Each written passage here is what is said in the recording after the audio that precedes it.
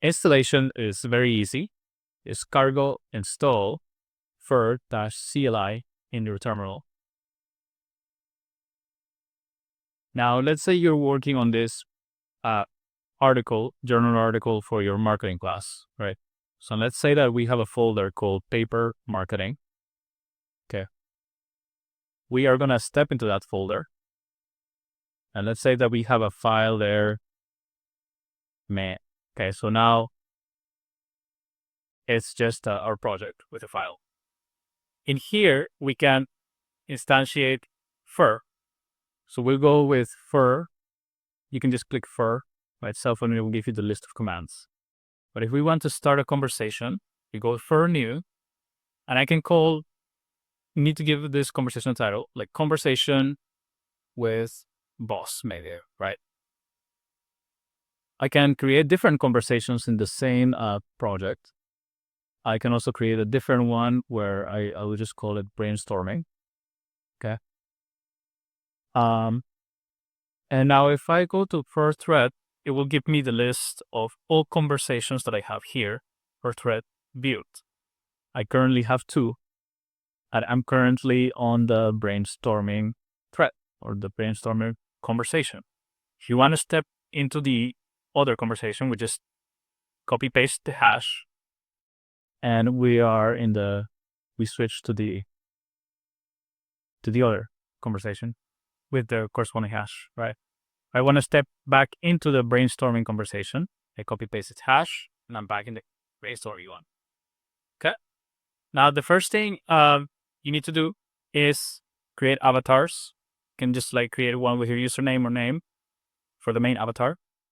And let's say that you are speaking with somebody else and you want to log or track what he says or she. So we would have to create one with the other flag, boss, right? And we can also create another avatar. Let's say maybe you are using AI and GPT-5, and that would be another avatar, right? So if you want to see your list of avatars, just go for avatar-view, black view, and there you see it that the main one is of your username or name without the other flags, and the other ones are just secondary avatars. So let's say I want to jot down a message. My first message is going to be in my brainstorming. Let's say here I am writing stuff on ChatGPT. Give me ideas for a go-to-marketing project. Right. Okay. You can also then follow with for jot. Let's say you get a message from GPT-5. Then you can do the same. And then message will start sure, right? Here's some ideas, and they'll probably tell you a lot of give you a brochure list, right? Okay. So now, of course, we have also another option to track all chats, to put all chats, because they tend to be extensive as Markdown files. So we can create a folder inside our project. Make directory called chats. And in here, let's say that we have a long response from ChatGPT. We can just create long response MD, right? And then we can continue, right? For jot, great. This will be with my main user, right? Thanks, ChatGPT. How about we elaborate on the second idea you had, right? And let's say you get, of course, we need the text flag here, right? But now let's say that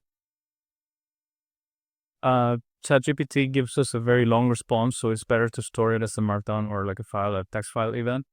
So what we can do is we can just provide the file flag here instead of text, and then provide the path, which is inside the chats folder, and it would be the long response file where we store that long response from ChatGPT. Right. So now what we have here is we can go to our status, and we have like the full thread of that conversation, which is called brainstorming. Right. We can also do for timeline, for tree, to see the branch representation of this. Okay. And we can do for timeline, which will show us basically the timestamps at which we started, like we typed and entered all the different pieces of the conversation, right? It's timestamp with time, date, and time. And if we want to, let's say we have like something very extensive on the Markdown file, right? Chats, what was it? Response. Let's say I'll just write long response. Here's the, I don't know, I'll just write Lorem ipsum forever, right? And just copy paste it. Okay.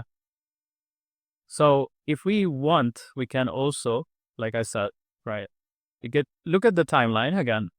And we can also look at the timeline in the verbose way, which actually makes reference to the Markdown file. So if we use the verbose flag, you'll see that it will, besides having the conversation here, the full thread, it would also dereference the full file and show it as an output.